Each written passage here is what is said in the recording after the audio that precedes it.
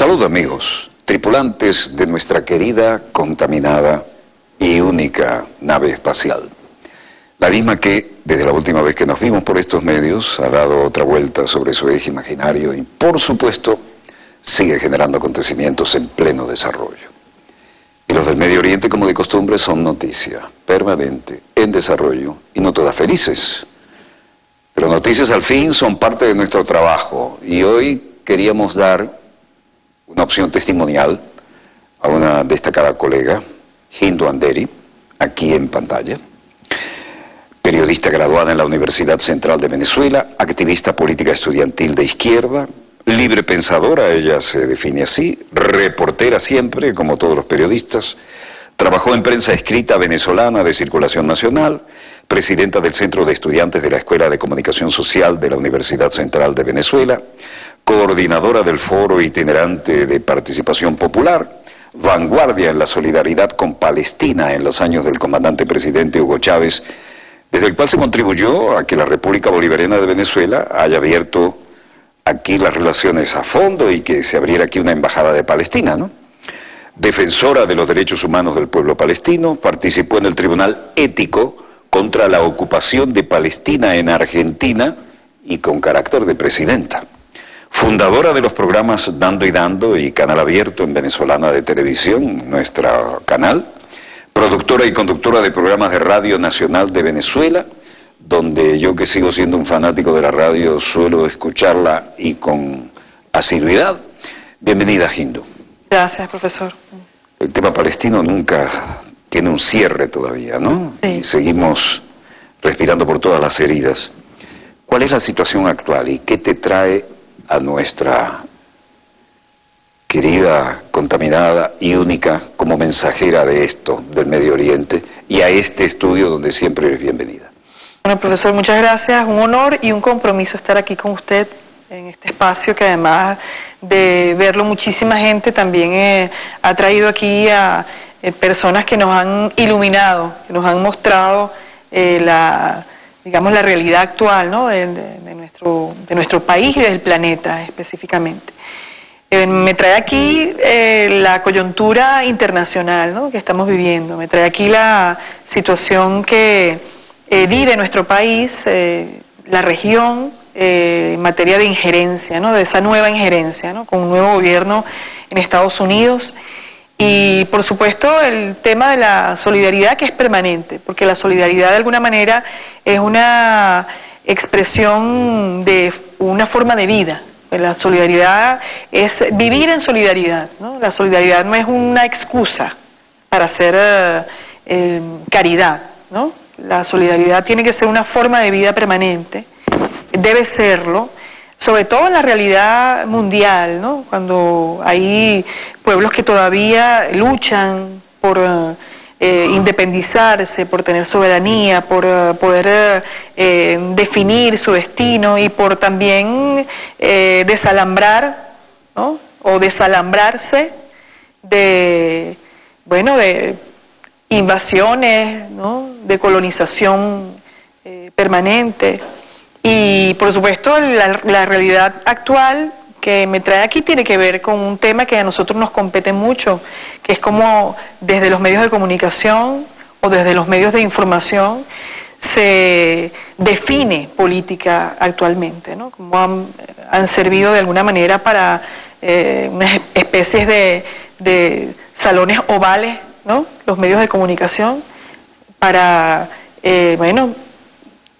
invadir países, para amenazar países, para atentar contra los intereses de los pueblos. Yo recuerdo años atrás cuando yo decía, se nos viene un mundo interconectado vía satélite, van a venir los satélites de uso civil, Internet, que era un secreto militar, estará al alcance de todos, significa que debe haber algo mejor que ya no sabemos qué es.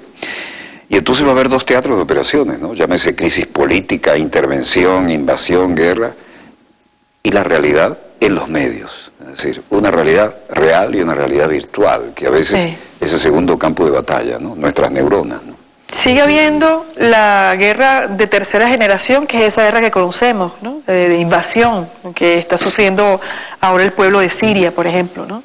Lo que sufrió el pueblo de Libia, lo que ha sufrido el pueblo de Irak, ¿no? esa tercera generación, esa guerra de tercera generación que nació prácticamente en la Segunda Guerra Mundial, ¿no? Pero hay, como usted dice, una guerra paralela, ¿no? Para mí no es una guerra de cuarta generación, sino es una guerra paralela, ¿no? Ha habido avances en lo tecnológico y asimismo también ha habido avances en esa guerra que se libra en ese campo de batalla que lamentablemente o afortunadamente no ataca solo lo físico. Es decir, nosotros, la humanidad conoció a las guerras como aquella canción que decía Mambrú se fue a la guerra, ¿no? Porque el hombre se iba a la guerra, iba a pelear en la guerra y abandonaba a su familia, abandonaba a su gente, y el campo de batalla era allá. Quienes venían heridos eran los hombres que iban a la guerra, ¿no? Después ya en la Segunda Guerra Mundial nosotros vimos cómo el campo de batalla era el espacio de los civiles, ¿no? Y vimos afectarse a civiles, pueblos enteros, ¿no? Países enteros. Pero esta guerra paralela para mí, que es la guerra que se libra en el campo de batalla de la mente, del ser humano, de la conciencia y de la identidad, profesor. Que no solamente se ataca la conciencia, se ataca la identidad para borrar esa identidad, esos orígenes, ¿no? De tu corazón, de tu sangre. Y es la mente, a través de ese mensaje, los medios de información o de comunicación, hoy en día son esa plataforma militar de la cual usted conoce mucho, porque usted conoce mucho el tema militar, plataforma militar desde donde se lanzan proyectiles letales, ¿no?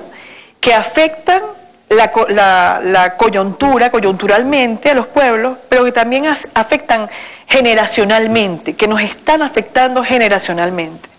Porque desde los medios no solamente se ataca para un evento en particular localizado, actual, sino que desde los medios nos van preparando, ¿no?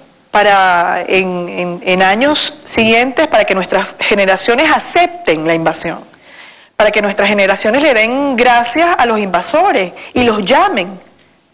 En la región, en Europa, lo vimos también en los Balcanes, pero también lo vimos aquí en Venezuela en el año 2002, cómo la gente llamaba a la invasión, es decir, cómo se marchaba con la bandera de Estados Unidos en lugar de marchar con el tricolor venezolano, cómo se pedía en inglés ayuda a Estados Unidos, eso, fuimos testigos de eso.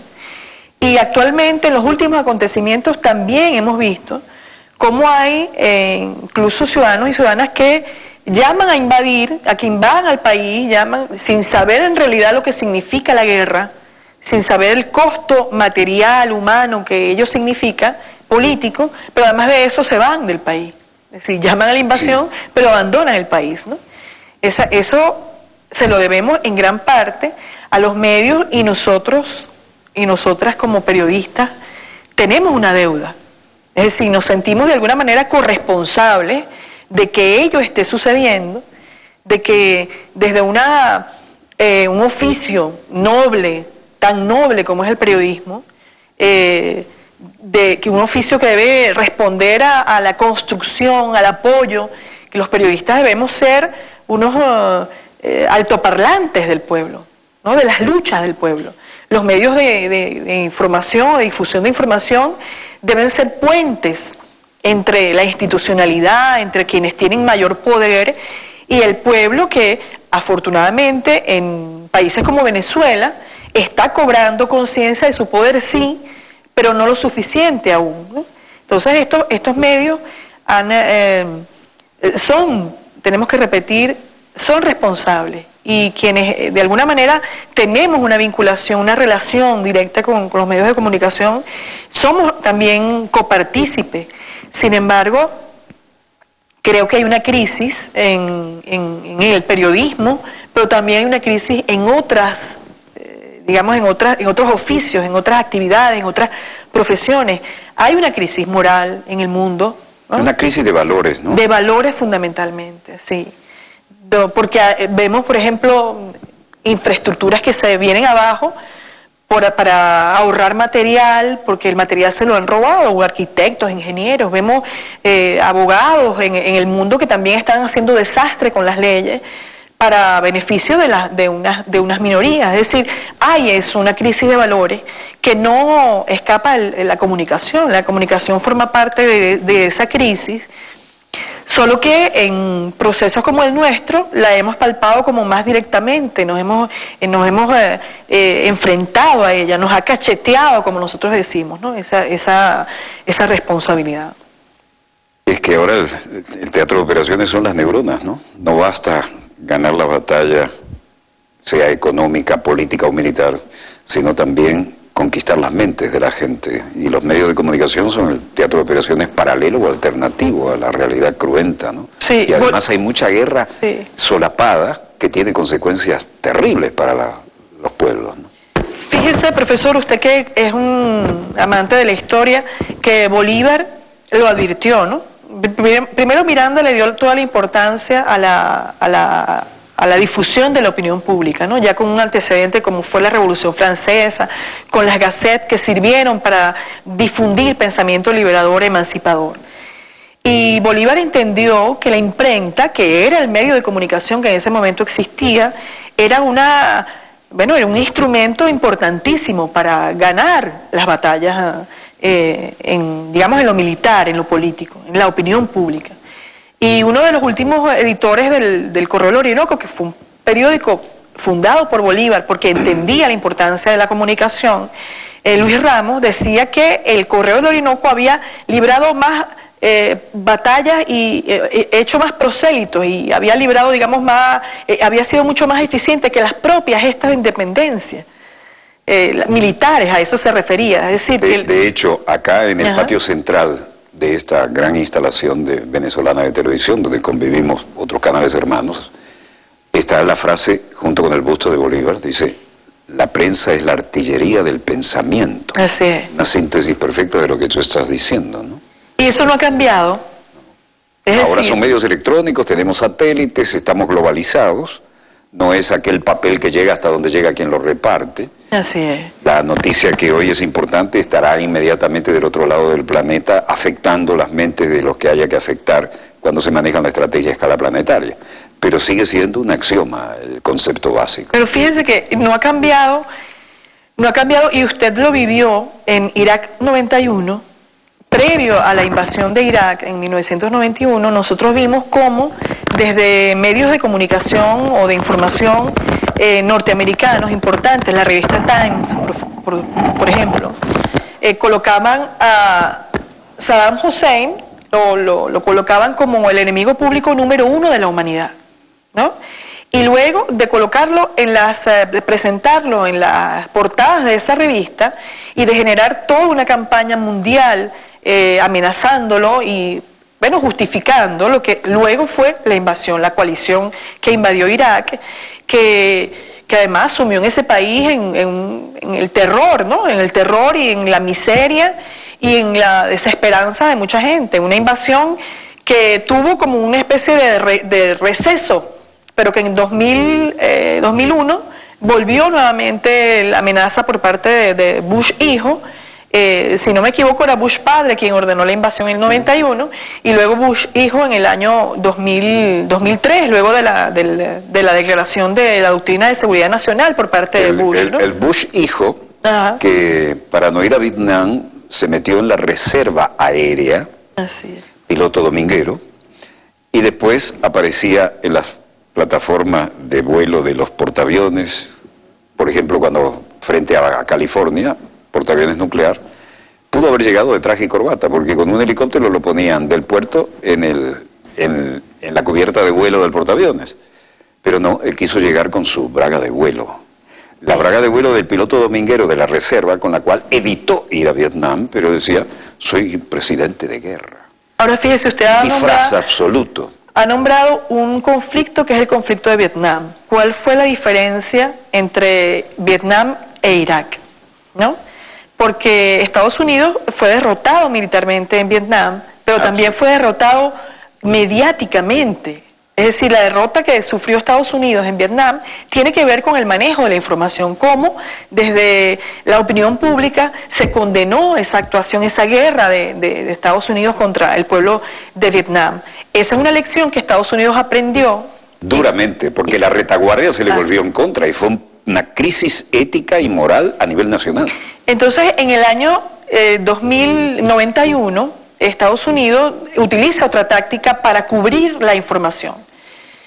Una táctica diferente también a la que digamos, o una forma de cubrir la información distinta a la de las guerras en Centroamérica, donde el reportero podía directamente ver lo que estaba ocurriendo y difundir. Usted como todos nosotros fuimos testigos del asesinato de un periodista en pleno campo, cubriendo la información, ¿no?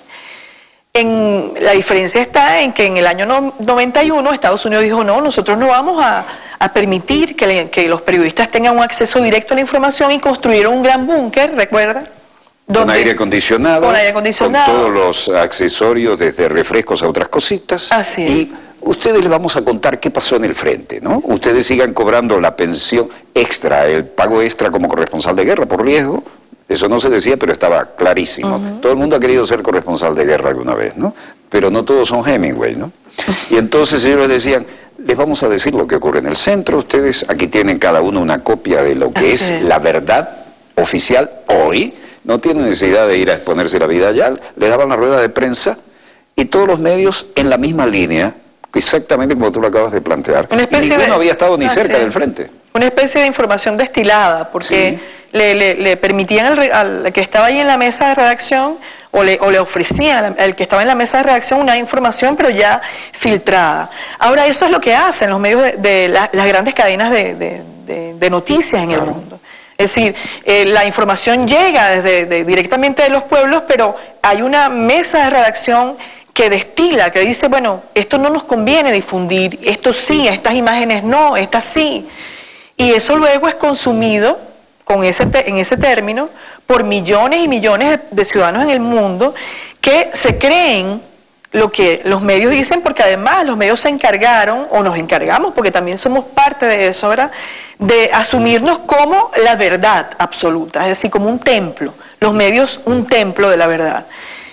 Ha cambiado un poco con el tema de las redes sociales, porque las redes sociales, independientemente de que yo en lo particular creo que tienen más negativo que positivo, pero gracias a las redes sociales nosotros hemos podido ver la otra versión de los hechos. Por ejemplo, en el tema de Palestina, que se nos presentaba solo y únicamente el hecho de que los palestinos terroristas, ¿no? Sí, Palestina y terrorista llegó a ser sinónimo. Exacto. Gracias también al avance de la telecomunicación, de las redes sociales, hemos visto la otra versión, y eso nos ha permitido abrir un poco más el panorama. Pero eso no significa, profesor, que no estemos todavía como esclavos de los medios en el mundo, que los pueblos no sean todavía esclavos de los medios en el mundo. Y esa es la guerra a la que usted se estaba refiriendo, ¿no? Mira, yo recuerdo ahora, entre mis numerosas experiencias, estar frente a frente, como estoy contigo, con el general Somoza en Nicaragua. General Somoza, que era graduado en West Point y que tenía viejas relaciones ya desde su padre con el poder imperial estadounidense en esa región de Centroamérica, pues tenía pagada por años, con centenares de miles de dólares, la agencia que le hacía el lobby, las relaciones públicas frente al gobierno de Estados Unidos. Y en ese momento no existía CNN, y me invitan a una rueda de prensa y tenía a la CBS, a la NBC, la ABC, Washington Post, New York Times, la creme de la creme, ¿no? Y él les decía: ¿y ustedes creen que los sandinistas son qué? Los sandinistas son esto y lo otro y lo otro y lo otro y lo otro. Y ninguno iba al frente. Tenían el briefing del día, les daban la realidad, les daban las declaraciones en el búnker, como le llamaban así al comando central de general, y somos responsables de guerra, ganamos la prima extra, ¿verdad?, pero no salimos del aire acondicionado.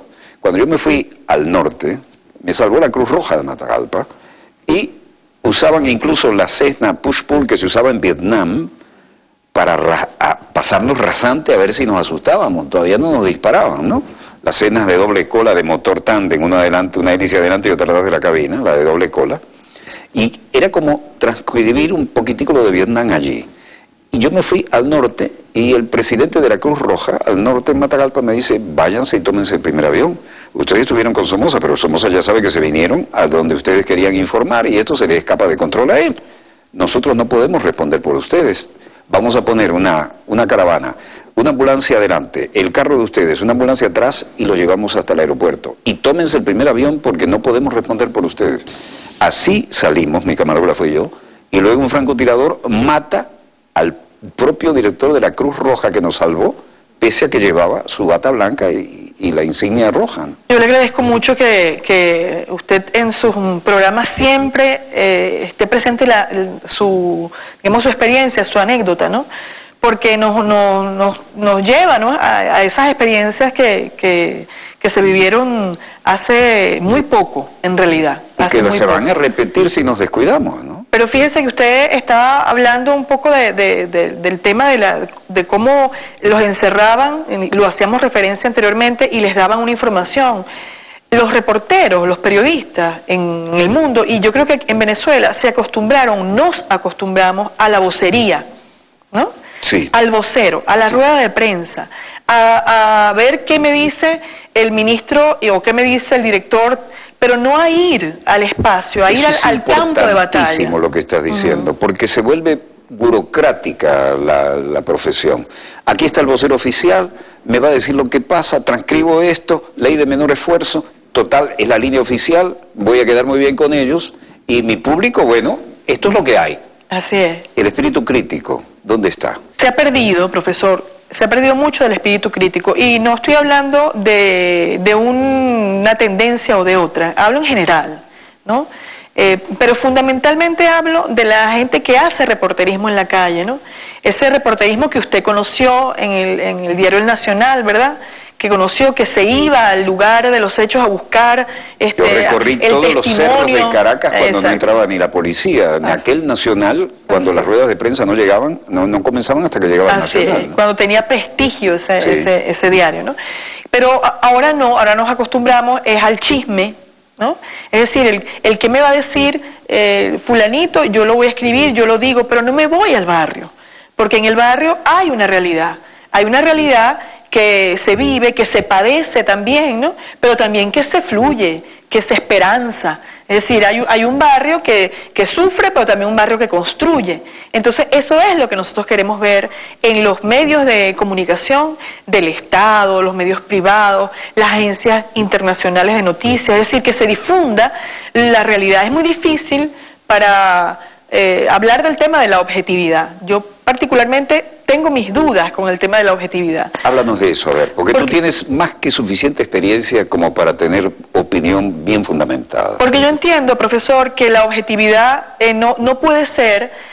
El ser humano es digamos, un elemento formado religiosamente, formado culturalmente, formado profesionalmente.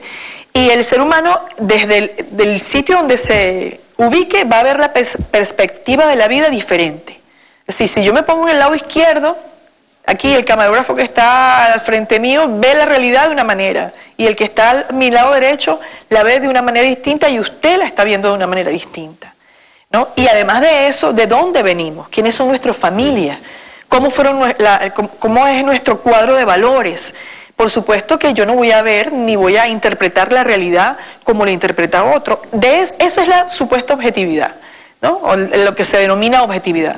Pero hay un tema que debería privar en los comunicadores, en el ser humano en general, pero en el comunicador que tiene una responsabilidad muy importante, que es el del dominio, la manipulación de la opinión pública.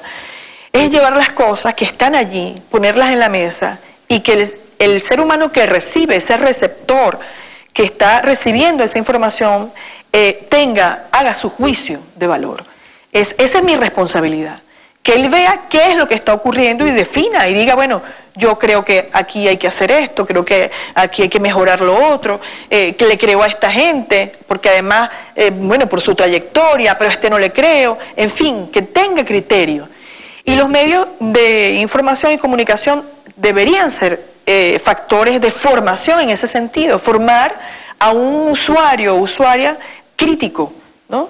Para que pueda, por ejemplo, en momentos como este que estamos viviendo, evaluar con mayor sinceridad, con mayor conciencia, lo que está ocurriendo y por las razones por las cuales Venezuela, por ejemplo, en particular, se encuentra en un momento como este, donde está siendo amenazada, donde está siendo sometida económicamente, donde está siendo, quieren de alguna manera disminuirnos, ¿no? Nosotros hemos luchado contra ello, venimos desde hace 18 años luchando contra ello, ¿no? Mira, esto nos trae algo de palpitante actualidad. Trump impone nuevas y fuertes sanciones contra Venezuela. Hoy, viernes 25 de agosto, fiesta patria en Uruguay. No he podido estar hoy con la comunidad, agradezco la invitación de la encargada de negocios. El gobierno de Estados Unidos ha declarado este viernes, comillas, nuevas y fuertes sanciones financieras a lo que considera la dictadura de Venezuela. Dictadura de Venezuela, ¿no? Es decir, aquí no hay país donde haya habido más procesos electorales que aquí. Comillas, el presidente de Estados Unidos, Donald Trump, ha firmado un decreto que impone nuevas y firmes sanciones financieras a la dictadura de Venezuela, cierre de comillas, ha informado la Casa Blanca a través de un comunicado. La nota recalca que las medidas punitivas han sido, comillas, cuidadosamente calibradas, cierre de comillas, para elevar la presión financiera sobre el gobierno del presidente venezolano Nicolás Maduro. Las sanciones afectan al país y no solo a funcionarios o exfuncionarios venezolanos. ¿Qué te parece? Bueno, fíjese, el mundo al revés de Galeano, ¿no? Como lo decía Galeano, como lo citaba Galeano. Y felicidad a la comunidad uruguaya. Que hoy, 25 de agosto, estamos de fiesta patria y por supuesto no olvidamos al querido Galeano, ¿no? Así es. Estados Unidos violenta derechos humanos en todo el planeta. Sí, invade, asesina, masacra, deja huérfanos a millones de niños, ¿no? Roba recursos, porque lo que pasó en Irak fue un gran robo, ¿no? Israel violenta e incumple las resoluciones de Naciones Unidas a favor del pueblo de Palestina. Hace lo que le da la gana con las resoluciones, porque Estados Unidos siempre aplica el veto a favor de ellos. Pero es Venezuela la que es la amenaza inusual y extraordinaria decretada por el señor Obama y ahora complementada por el señor Trump con estas sanciones, que por cierto, creo que, no sé si lo leyó allí ya, pero no afecta, digamos, el suministro de petróleo para Estados Unidos. Es decir, te vamos a sancionar. Te vamos a sancionar, pero yo voy a seguir comiendo de allí. Sigo necesitando tu petróleo, ¿no? Sí. Y es que ese es el centro de todo, profesor. Claro. El centro de todo es que Estados Unidos y las grandes potencias requieren de los recursos de Esto es la hipocresía a escala planetaria. Mira, avalando lo que tú dices, textual. Sin embargo, la Casa Blanca indica que la orden permite que su Departamento del Tesoro otorgue licencias para otras transacciones comerciales y humanitarias, incluido financiamiento para el tráfico mercantil, exportaciones e importaciones de petróleo y transacciones que involucren solamente a Citgo Petroleum Corporation, es decir, la petrolera Citgo, filial de la petrolera venezolana en Estados Unidos. El presidente Donald Trump ha firmado un decreto que impone nuevas y firmes sanciones financieras a la dictadura de Venezuela, ha informado la Casa Blanca a través de un comunicado. ¿Qué tal? Sí. Pero el petróleo sí me sigue interesando, ¿no? Porque es la mayor reserva de petróleo y está a 4 a 5 días, mientras que la del Medio Oriente está a 45 días. Lo hemos mostrado a náuseas en el mapa, ¿no? Ahora, nosotros, digamos, hemos visto cómo Estados Unidos en estos últimos años ha mostrado abiertamente, se ha como desnudado, ¿no? Porque Estados Unidos ha intentado en lo posible tratar de disimular. Guardar las apariencias. Guardar las apariencias, ¿no? Pero ha sido abiertamente, ha sido muy descarado, ¿no? Como ha ocurrido en el gobierno de Obama con el tema del decreto y ahora Trump. Obama resultó un tiotón, ¿no? Así. Y no hay manera de que eso sea recogido de otra manera por la historia. Pero este señor, que es un multimillonario, que dijo, bueno, lo único que me falta es ser presidente, me voy a comprar una campaña, me voy a buscar los mejores asesores de propaganda y me voy a meter ahí como ejecutivo. Y después que está ahí, le gustan los honores militares, y dice, bueno, ahora quiero ser un jefe en una crisis, ¿por qué no? Un jefe que cambie la geopolítica. ¿Por qué no mostrar el carácter y mover las Fuerzas Armadas? Sí, lo que ocurre es que creo que la situación y las condiciones objetivas, y ahí sí vale el término de objetividad, no son las mismas que tuvo Bush o que tuvo Reagan, ¿no? O que vivió Bush hijo. No son las mismas. Bush hijo se sacó el video aterrizando en un avión de combate como copiloto, con su braga de vuelo, en un portaaviones nuclear. Así es. Pero California estaba ahí, podría haber llegado, como te digo, de smoking si quería, en un helicóptero, ¿no? Pero él quería demostrar que era un piloto de guerra. Supuesto. El papá sí le tocó feo, pero él no pasó de eso, ¿no? Y se van pasando el testigo, generación tras generación, los grupos de poder. Y ahí el aparato tecnológico militar industrial, que es el que mueve más dinero, no aparece, por ejemplo, en los pensum de ciertos estudios internacionales. Yo estuve en la escuela Fletcher, la escuela de los Kennedy, y entonces íbamos, negocio de los excedentes agrícolas, Iowa, negocio de petróleo, Texas, negocios con el Pacífico, la Universidad de California. Y de repente, desde luego, la visita oficial al Parlamento y a la Casa Blanca, todo aquel champú, ¿no? Pero los dos lobbies más poderosos, el lobby pro-israelí, que es el más poderoso y uno de los más técnicos. Y enhorabuena, porque eso es legal. Si lo manejas bien, bueno, tú verás qué hace. Y el lobby del aparato tecnológico militar industrial, es decir, armamento, no figuraba en el pensum, ninguno de los dos. Eso te indica cómo lo que se quiere mostrar se muestra y lo que no se muestra. Por supuesto, el interés que ellos manifiestan. Pero yo quiero insistir, profesor, en el tema de las condiciones, es decir, de las condiciones de lo que estamos viviendo hoy en día y lo que se vivió anteriormente, porque a pesar de que efectivamente ante el desespero ellos han mostrado la careta, es decir, ante el desespero ya no disimulan, ante el desespero son mucho más descaradas las políticas de agresión, pero no somos los mismos.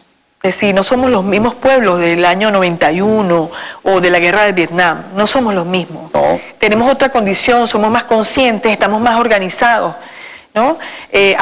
Hay un sector, lamentablemente, de los pueblos, y hablo en general, que se ha quedado en lo representativo, ¿no? En ese mundo de la representación, represéntame, dame, en fin. Pero hay otro mundo y otros países, otros pueblos, como en el caso nuestro, que está digamos, pujando por la participación, por ser protagonista, ¿no? Y no les ha sido fácil para ellos dominarnos. Por esa razón es que ha habido toda esta serie de guerras, ¿no? Digamos, de manifestaciones de guerra, estas guerras híbridas, como bien denominan algunos de los expertos, ¿no? Nos atacan en lo económico, nos atacan en la salud, nos atacan en la seguridad, nos atacan en lo militar, nos atacan ahora internacionalmente, ¿no?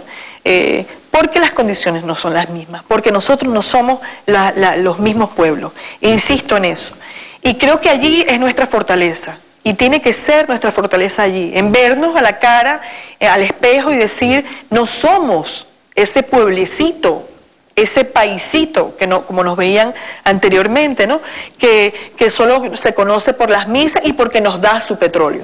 No, ya no somos eso, ¿no? Ahora somos un hueso un poco más duro de roer, ¿no? Y como no pudieron meter las bases aquí, porque aquí nadie se bajó los pantalones de la soberanía y de la dignidad, como ocurrió lamentablemente en Colombia. Ahora, al mejor espíritu del traidor Santander, Colombia se ha bajado los pantalones siete veces, con 7 bases gringas, pero además ha cedido el espacio aéreo, terrestre y marítimo.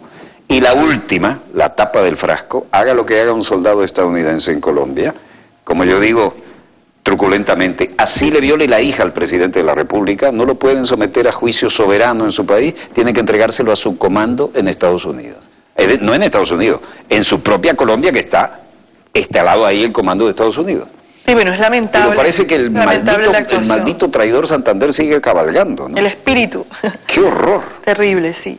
Ha sido para los pueblos de nuestra región, Colombia, un freno, ¿no? Porque en tiempos del presidente Hugo Chávez, cuando se planteó y se impulsó a gran escala pues el tema de la integración, fue Colombia digamos, esa piedra en el Siempre zapato. pateó el tablero. Así es, siempre fue.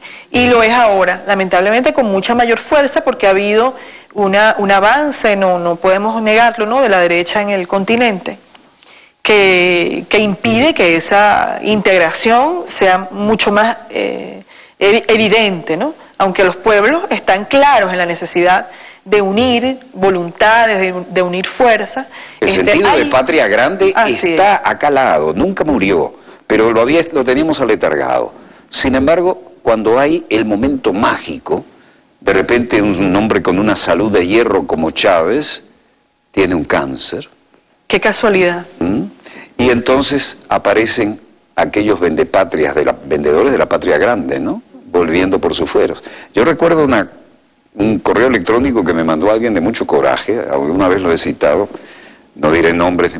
Soy el doctor fulano de tal, con sus 2 apellidos y sus 2 nombres.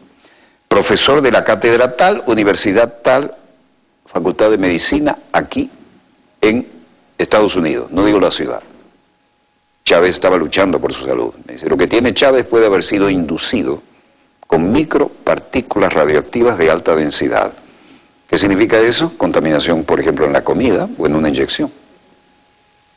Yo recuerdo incluso que una vez, de las pocas veces que fue allá a Bogotá, le ponían un edecán y Chávez decía, bueno, será este el que me puso el gobierno, el protocolo, y le traía la comida especialmente a él. Y después él dice, bueno, ¿y quién me lo puso esto? Dice, no, nosotros creíamos que era su edecán, no es nuestro. Claro. ¿Cómo puedes aceptar semejante desfachatez cuando está en juego la seguridad de un jefe de Estado? Es totalmente posible, yo creo en eso. Yo creo en que a Chávez lo envenenaron, le inocularon la enfermedad. Pero no es el primer líder, no, profesor. Pasó con Gamal Abdel Nasser cuando tenía ese proyecto del panarabismo, de la Gran Nacional. Gamal Abdel Nasser, que fue una figura requete histórica, que por cierto, logró reivindicar el orgullo del pueblo árabe y la gran nación. Que por cierto tengo aquí un discurso de él en la cumbre del Cairo, de la Conferencia Internacional de Parlamentarios en el Cairo en 1970, donde él además descubre abiertamente el lobby sionista en el Medio Oriente y cómo Estados Unidos es el principal, digamos, proveedor de propaganda y de armas a Israel. Usted hablaba, profesor, de un tema bien sensible, que es el tema de Chávez. Y yo le decía, mire, a Gamal Abdel Nasser le dio un desafortunado infarto. Pero después de Gamal Abdel Nasser hubo otros líderes más adelante. Qué casualidad, profesor, que Chávez logra reunirse en el año 2001, cuando él hace esa gira para Medio Oriente, ¿verdad?, con Saddam Hussein. No porque Saddam Hussein fuera una figura simpática, ¿no? Porque se reúne con Saddam Hussein porque Chávez entendía la necesidad de generar un bloque mundial de países petroleros para poder elevar los precios del petróleo, para rescatar la OPEP y para favorecer a los pueblos. Además, la OPEP la creamos nosotros con Juan Pablo Pérez Alfonso. Así es. Se reúne también con Yasser Arafat, ¿no? Se reúne con el presidente de Libia, con Muammar Gaddafi, ¿verdad? Se reúne con él y logra también hacerle entender que era necesario un bloque del sur, de los países del sur. Él llamaba a los países del sur, no del sur de esta región, sino del sur del mundo. Y primero asesinan a Saddam Hussein, después asesinan a Yasser Arafat, después asesinan a Anwar Sadat y después asesinan a Chávez. En ese interín enferman a otros presidentes de Latinoamérica. Nosotros sabemos que el cáncer, por ejemplo, es una enfermedad fatal, se adquiere fundamentalmente por el tema de los alimentos. Es decir, la humanidad actual que se alimenta... Cierto tipo de cáncer es fatal, porque el cáncer bien tratado y a tiempo es superable. Pero resulta que a los líderes ninguno lo superó. En el caso de Chávez fue una cosa terrible, ¿no? Ellos entienden como la muerte del líder, la muerte física, como la muerte de las ideas y del proyecto. Y probablemente en alguna ocasión haya ocurrido que los pueblos se hayan adormecido, ¿no? Pero el pueblo de Venezuela, sin haber podido vivir su despecho, su dolor, su duelo, sin haberlo podido vivir enteramente como se lo merecía, y una vez, digamos, sembrado su líder, había que lanzarse al ruedo electoral para elegir a Nicolás Maduro, que está en la presidencia de la República y que ha sido además, que es un gallardo y digno hombre que se ha mantenido firme ante todo lo que le ha ocurrido. Pues el pueblo se lanzó a ese compromiso y demostró y está demostrándole al mundo que no se va a quedar vencido, es decir, que no asume sino la victoria, que asume es la pelea, la batalla, ¿no? Pero eso no nos hace olvidar que ahí hay una responsabilidad. En algún momento se sabrá, nosotros esperamos poder saberlo, quiénes son los verdaderos responsables de la muerte del líder de la revolución bolivariana, del comandante Hugo Chávez. Eso es imprescindible. Ahora, te diré algo, yo conocí la Libia de Gaddafi. Gaddafi educado en las escuelas militares de Europa, de Occidente, y era el líder mimado, porque suponían, bueno, este va a ser útil para mantener la influencia colonial, ¿no? Resultó un gran nacionalista. La Libia de Gaddafi era muy difícil porque era un país de tribus. Así es. Y él era hijo de una tribu, pero él entendía aquello. Y lograba mantener con un estándar de vida envidiable, con todos los servicios públicos gratis, con toda la educación y las becas necesarias para desarrollar su país, y aquel hombre mandaba con una naturalidad absoluta y era considerado el padre. Ahora, el Irak de Saddam Hussein, ¿qué eran? Chiitas al sur, sunitas al centro, que eran los de él, y kurdos al norte. Los kurdos que ahora los usan como siempre, como la pieza útil para armar guerras y conflictos, ¿no? Porque son grandes guerreros. Y estaban en santa paz. Aquel Irak funcionaba como un reloj suizo, igual que la Libia de Gaddafi. Pero claro, eran un mal ejemplo y no lo podían controlar y eran nacionalistas y desarrollaban su país. Los conocí a ambos, vi cómo funcionaban esos países en aquella época. Y mira el desastre que hay ahora. El plan maestro, ¿a favor de quién? A favor de los intereses de Estados Unidos y de la base, el aliado poderosísimo con el lobby más grande que hay, que es Israel. Grandes países, grandes economías, grandes sociedades como Irak, como Libia, como Siria, ¿no? Líbano en el año 67, 66 también fue víctima de una guerra, y luego en el año 82, o sea, 20 años después, le dieron chance de recuperarse. 20 años, lo vuelven a invadir y dejan por lo menos a 60.000 familias a la intemperie, acaban con casi todo Beirut. Líbano, que era un ejemplo, porque cada vez que uno iba a un frente de guerra en el Medio Oriente, para cargar baterías y descansarse salía hacia Había que ir allá. Y ellos atacaron a Siria, a Irak, a Libia, porque no hay posibilidad de dominar el planeta si no se dominan estos pueblos. Es decir, no hay posibilidad no solamente de tener el recurso a la mano, es que la tierra, porque hay un arraigo importante a la tierra. Es decir, eso que usted señalaba al principio del programa, ¿no? Sí. La identidad, es decir, las ideas, esa batalla que se libra en las neuronas, en la conciencia, ataca el arraigo, ataca la tierra, ataca la identidad del ser humano, a su cultura. Entonces, eso es lo que ellos han hecho. Cuando lo desconectas, se hace más maleable, ¿no? Así es. Aquí mismo estuvo el general Sharon, por ejemplo, ¿no? Estaba de embajador de Israel en ese momento, el excelentísimo señor Liban. Y me acuerdo que termina la entrevista y le dice a él, tradúzcale. No quiso hablar en inglés. Estaba como se ponía el rojo. Tradúzcale. Yo esperaba pasar un mal rato en la BBC o en la CBS, pero no en Venezuela, y menos aquí en Caracas. Me parece que este hombre, refiriéndose a mí, sí sabe del Medio Oriente. Quiero que vaya a Israel y quiero que me visite en mi granja. Me dio su tarjeta, y yo la tengo en casa, y atrás me puso su número privado. Cuando llego allá, habían invitado a un gran evento, un debate internacional en la Universidad Hebrea de Jerusalén. Me dice, sí, claro que me acuerdo de Walter, pero ahora me tengo que ir estaba saliendo porque se había metido en otro lío, ¿no? Estaba pateando un poco la línea oficial. Y en ese debate en la Universidad Hebrea de Jerusalén aparece el momento que me toca hablar. Yo digo, mire, yo aclaré en Caracas que yo no venía aquí a hablar lo que ustedes quieren oír, sino a hablar nuestro punto de vista respecto a algo que nos duele, como es el tema palestino, y algo que respetamos, como es el derecho del pueblo israelí.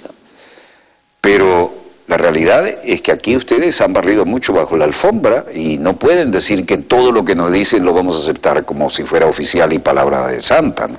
Y por allá se levanta un joven y dice, momento, yo quiero participar. Dice, bueno, ¿y usted qué hace aquí? ¿Cómo que hago aquí? Ustedes los viejos vinieron de Europa, de otros lugares. Yo nací aquí, yo soy un sabra. El sabra, el cactus del desierto, ¿no? Que dicen que es duro y espinoso por fuera, pero dulce y jugoso por dentro. Un poco la personalidad. Y el Señor está diciendo la verdad, el Señor de Venezuela. Ustedes los viejos son los que hacen la guerra y nosotros los jóvenes vamos a morir por culpa de ustedes. Quisiéramos vivir de otra manera. Fíjate, la expansión, los sueños bíblicos, ¿no? Los proféticos, y siempre una guerra y una expansión. La Franja de Gaza la han vuelto una miseria, la cárcel a cielo abierto más grande del mundo, sí. No pueden salir a pescar más allá de 3 millas, es insólito lo que está pasando. Una ocupación, profesor, digamos escondida detrás de un tema religioso, ¿no? Cuando sabemos que es una limpieza étnica que se está aplicando en contra del pueblo de Palestina y que tiene en realidad su objetivo general está apoyado en el objetivo general de Estados Unidos, que es la expansión, ¿no? Por alguna razón sus fronteras tampoco están definidas. Es que, ¿no? Los líderes pesados de Israel dicen, la política exterior de ellos lo hacemos nosotros y ellos lo saben. No voy a citar quién lo dijo. Es que el lobby sionista en Estados Unidos es importante para el ganador de las elecciones en Estados Unidos, es decir, para quien va a la Casa Blanca.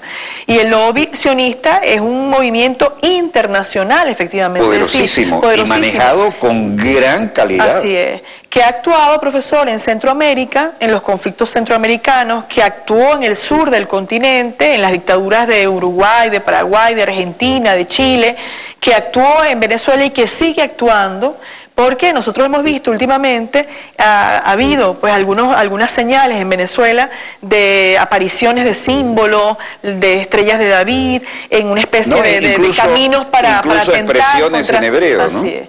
Y que estamos aquí, pero además, primero fueron símbolos de escritura hebrea. Qué casualidad, ¿no? Que aparecen acá. Y después aparecen textos que traducido significa estamos aquí. Y luego aparece la estrella de David. Y bueno, ¿qué está pasando? ¿Hasta dónde están metiendo la mano aquí factores que no son para nada vinculantes a nuestra realidad? Desde siempre. Aquí nunca ha habido antisemitismo. Y aquí en la sinagoga se les respeta. Por supuesto. Y aquí no hay antijudaísmo, profesor. No lo hay. Eso ha sido un chantaje para que quienes somos sensibles a la causa palestina, quienes tenemos alguna vinculación con el tema de la defensa de los derechos humanos del pueblo palestino, reculemos, ¿no? Nos sentamos, nos paralicemos, nos atemoricemos. Pero no tiene nada que ver con el tema judío, tiene que ver es con ese lobby que pretende apoyarse en la apropiación indebida de los recursos de los pueblos. Porque en Venezuela el lobby sionista también económico era importante para las causas políticas. Usted sabe muy bien la influencia la Cuarta República era muy importante. En los partidos tradicionales, ¿verdad? Y además aportaban para las campañas y ponían además discretamente algún candidatico allí y siempre había una muy profesional gestión de la influencia económica para la campaña y diversas acciones. Un lobby discreto, ¿no? Y aquí valientemente el presidente Hugo Chávez, escuchando a las demandas del pueblo, porque el pueblo salió a la calle, porque había libertad de manifestar solidaridad, había libertad de denunciar las atrocidades que estaban ocurriendo contra el pueblo de Palestina, de Afganistán, de Irak, etcétera, rompió relaciones con Israel y se digamos, asumió la necesidad de abrir una embajada de Palestina en Venezuela, cosa maravillosa, lo hizo también Bolivia, es decir, se sentaron precedentes para el respeto al pueblo de Palestina, para el respeto a sus derechos humanos. Eso por supuesto tiene deudos, ¿no? Eso por supuesto tiene quienes le lloran. Bueno, yo quisiera dejarte el último minuto para que cierres haciendo gala de tu profesionalismo. ¿Cuál es tu mensaje de cierre en este programa? Yo creo que hay que ver la realidad así como nos las muestra usted, ¿no? Globalmente. No podemos circunscribirnos a ver la realidad, a ver el materito y no ver el bosque, ¿no? Hay que evaluar qué es lo que está pasando en ese escenario internacional, ver cómo se están definiendo allí nuevamente el poder, asumir que Estados Unidos pretende, así como lo hizo en el 45, ¿no?, erigirse como el gran gendarme del planeta, retomar ese papel que le está haciendo un poco más difícil ahora, pero que solo la voluntad de los pueblos, la unidad de los pueblos, la gallardía de los pueblos puede evitar cualquier influencia negativa en lo militar. Es decir, los pueblos unidos, como bien lo dice la frase, jamás serán vencidos. Y en Venezuela nos toca unirnos hoy mucho más que antes, y nos toca también unirnos los pueblos de la región y los pueblos del mundo, que estamos de alguna manera amenazados por ese reacomodo del imperialismo, ese reacomodo del capitalismo que está, digamos, dando esas patadas de ahogado porque está en una crisis que en cualquier momento lo va a llevar a su final. Bueno, agradecido por tu presencia aquí, te felicitamos nuevamente por tu larga trayectoria, no porque tengas mucha edad, sino por la intensidad que has puesto en todo lo que has hecho en el ámbito de la comunicación. Y queremos decirte que el programa está a la orden cuando quieras dar alguna de esas clarinadas que te caracterizan. Muchas gracias, profesor. Un honor y un placer estar aquí. Donde quiera que usted se encuentre de ese lado del receptor, finaliza aquí otro dossier que se origina en el estudio 3 de Venezolana de Televisión, el canal pionero de la televisión venezolana, heredero de aquel TVN5 de la Charneca, donde empezamos con el primer satélite de uso civil que llegaba a América Latina, y desde entonces hemos seguido en esta trinchera y en algunas otras de verdad más sangrientas, pero para algo nos quiere el Señor aquí, así que gracias por permitirnos estar allí con ustedes y esperamos que este mensaje haya sido de utilidad y genere algún debate en su interior, porque si no entendemos esto, estamos siendo objeto de la mayor manipulación mediática a escala planetaria. Les habló Walter Martínez, productor y conductor de Dossier. Disponga usted de las cámaras, señor director.